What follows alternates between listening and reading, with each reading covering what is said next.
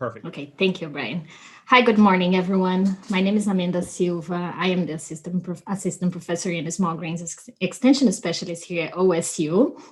And today I wanted to talk to you about a project or a research that I did during my time in Kansas. So we're looking at quantifying the impact of management on macronutrient uptake and utilization efficiency in wheat. And so adequate nutrient management is essential to reduce nutrient losses to the environment and also to improve nutrient use efficiency of farming systems. And although nitrogen, it is the nutrient required in larger quantities for wheat grain production, crops also require several other nutrients in larger quantities, which is what we call the macronutrients. So, for example, phosphorus, potassium, and sulfur to complete, so they complete its life cycle. So usually most of the studies looking at nutrient uptake dynamics focus on the effects of nutrient management. Let's say, for example, rate of nutrient and timing of fertilizer application.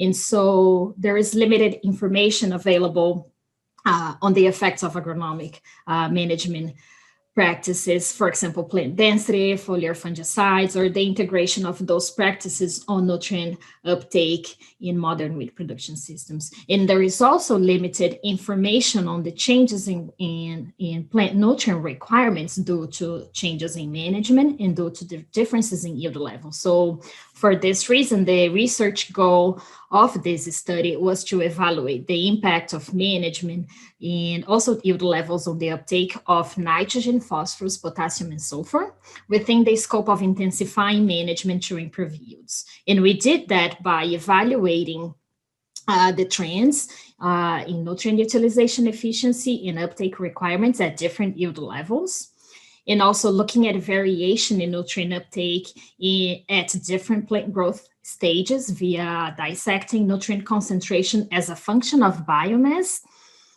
And we also looked at plant nutritional status via nutritional indices of nitrogen, phosphorus, and sulfur.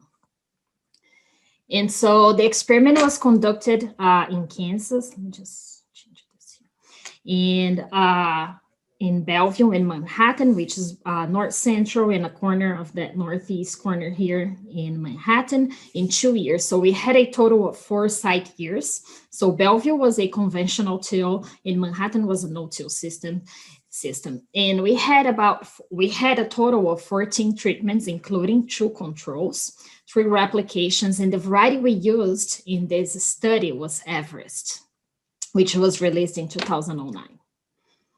And so basically the treatments we had was standard management control where nitrogen rate was calculated to reach a yield goal of 70 bushels an acre.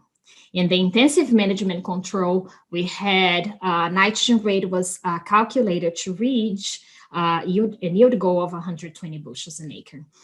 And so each of the other treatments that we evaluated under the standard management system here was individually added to that standard management control. So basically here, for example, we had the addition of that split nitrogen, so 120 pounds of nitrogen to that standard management control. So consisting of our treatment 2, treatment 3, we had the addition of 40 pounds per acre of sulfur, and then it continues like this. So addition of chloride, increased plant density, because the common plant density here was 75 pounds an acre. So then we looked at increasing from 75 to 110, and 2 fungicide applications and also plant growth regulators. So all those 7 treatments here consisted of our standard management system.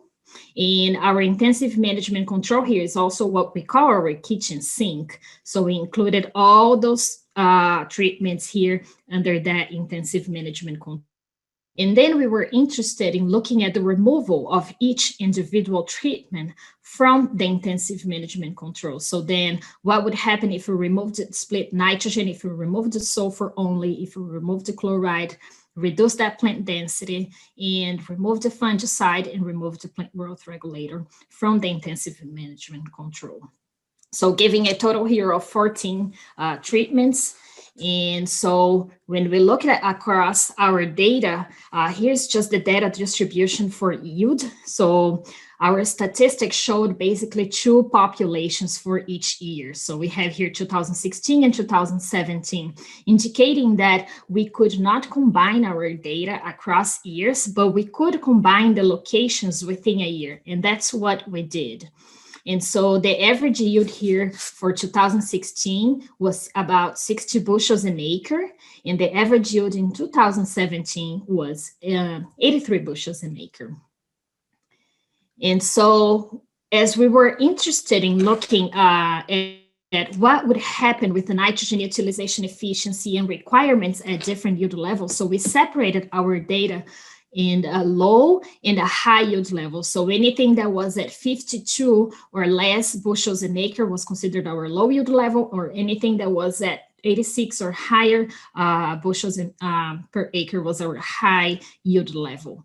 And utilization efficiency was calculated as the ratio in between yield and nutrient uptake. So what is the ability of the crop to produce yield per unit of nutrient being taken up? And the nutrient requirement here on the right is just the opposite equation from that nutrient utilization efficiency. So it's basically the ratio between nutrient uptake and yield in megagrams. So what is that? So basically saying what is the nutrient that is required by the crop to produce 1 megagram of yield. And in this case here, you can see 1 megagram is the same as 15 bushels. And so when you look here at the table, we have nutrients here in the column. So we have nitrogen, phosphorus, potassium, and sulfur.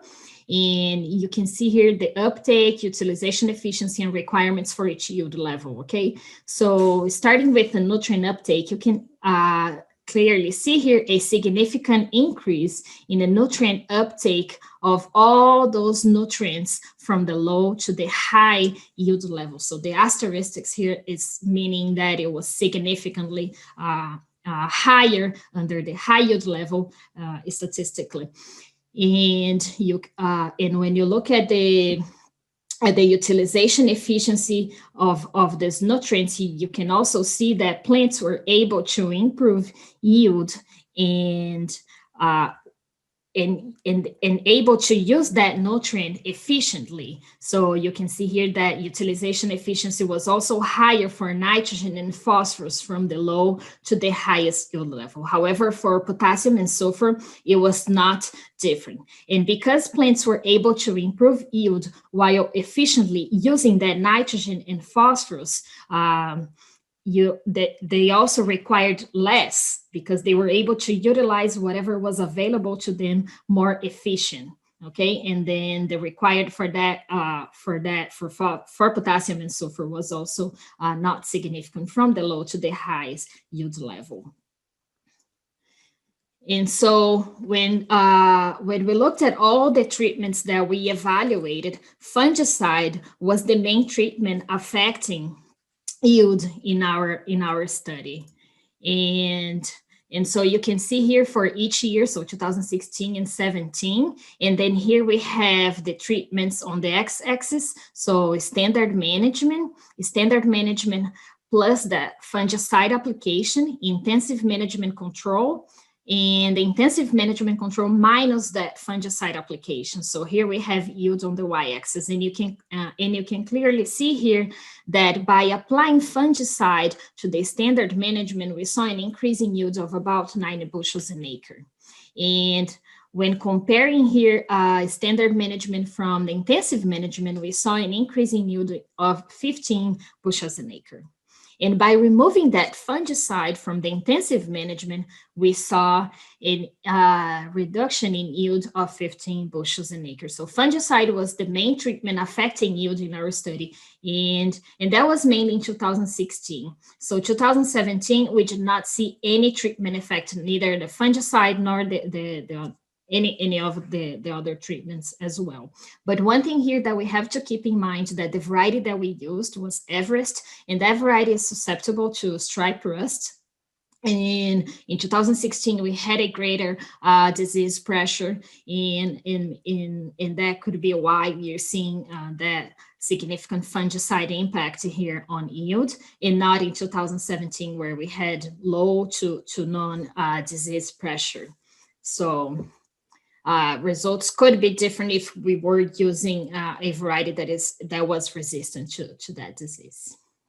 And when we look at the effect of the fungicide here on the nutrient uptake of the nutrients at harvest, you can see here nutrient uptake on the y-axis and the nutrients right up here. So nitrogen, phosphorus, potassium, and sulfur. And the data is divided also separated by each year. So 2016 and 2017. And the treatments here following the same order. So we have standard management, standard plus fungicide, intensive management, and intensive minus the fungicide.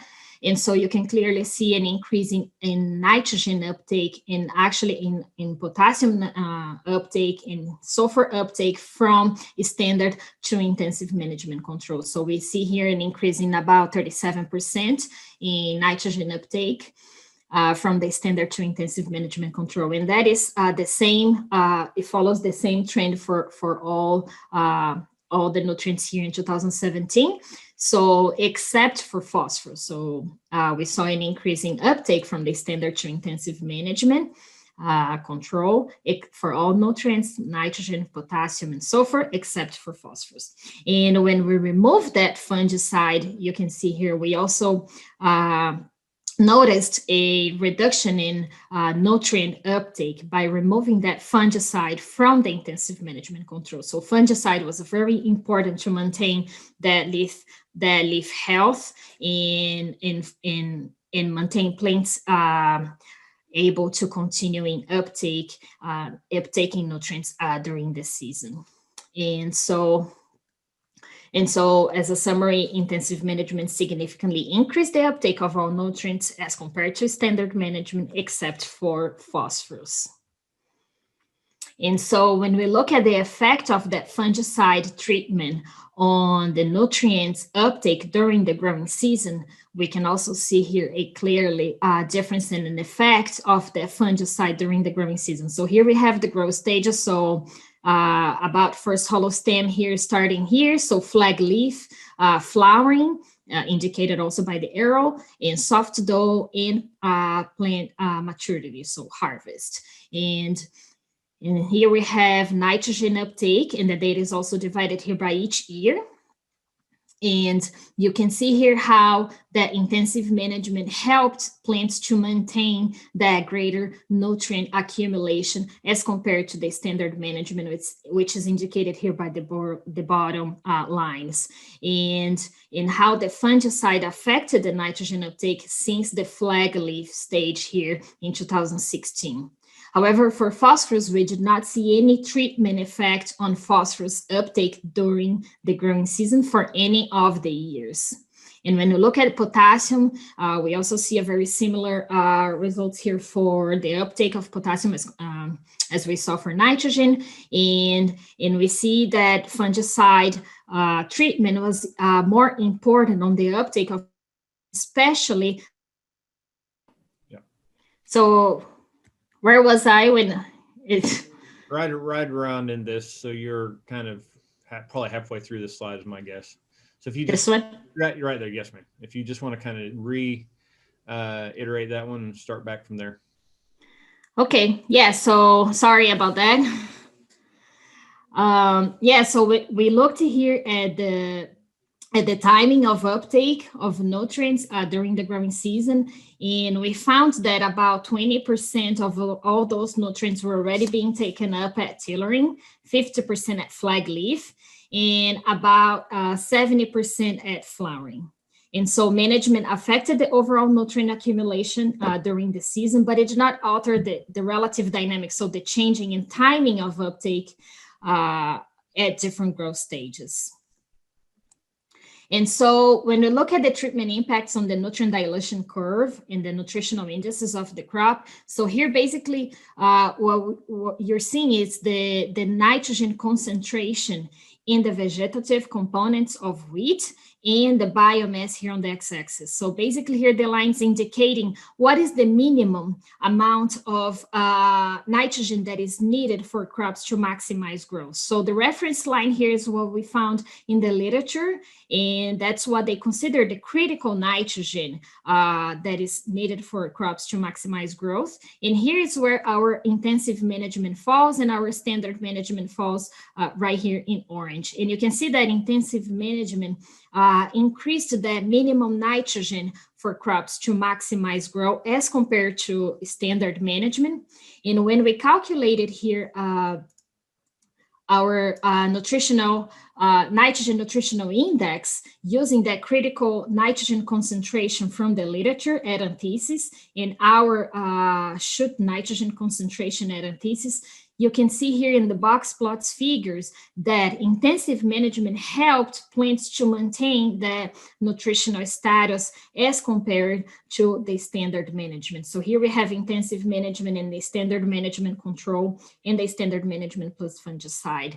And so basically what we are saying here, that the closer that number is to 1, the more optimal status it is, the crop status it is. And the closer to zero, it would mean that plants were deficient in nitrogen. So, but what I wanted to point it out here is just comparing our treatments that the greater values in our intensive management could possibly indicate that plants were under a possible luxury of nitrogen uptake as compared to our standard management. And that is especially because we did not see any deficiency in nitrogen under our standard management study. And here in 2017, we did not see any significant effect.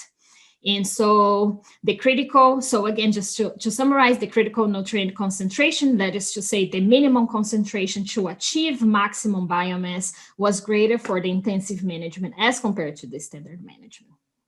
And when you look at phosphorus, we did not see any treatment effect on that dilution curve and on that critical phosphorus to maximize biomass growth. And also, we did not see any treatment effect here on the phosphorus nutritional status. So basically saying that the lack of significant differences across those treatments on the phosphorus nutritional index could indicate that plants did not require additional phosphorus to maximize growth at antithesis.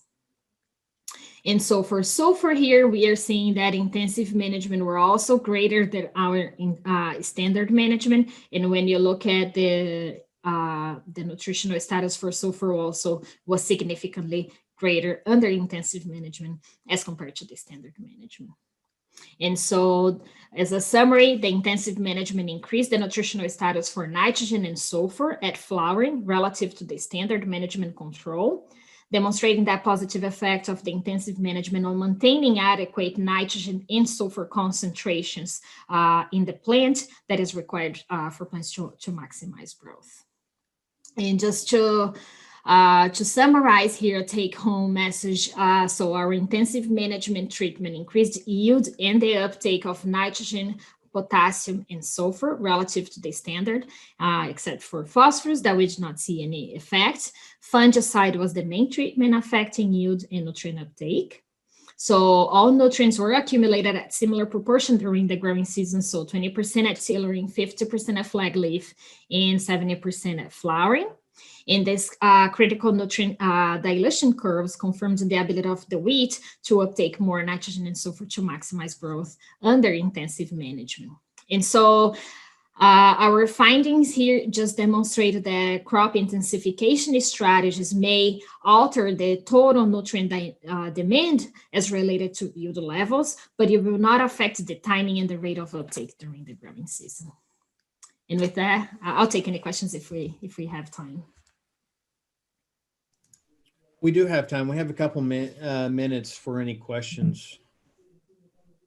Amanda, Yes. this is Bill Brzezinski. So did you see any difference between your fungicide treatment, non-fungicide treatment, and stay green of the plants? Because when I used to be a breeder at South Dakota State, we used to run a fungicide treated next to a non-fungicide treated trial every year. And some years we saw some huge differences just in stay green.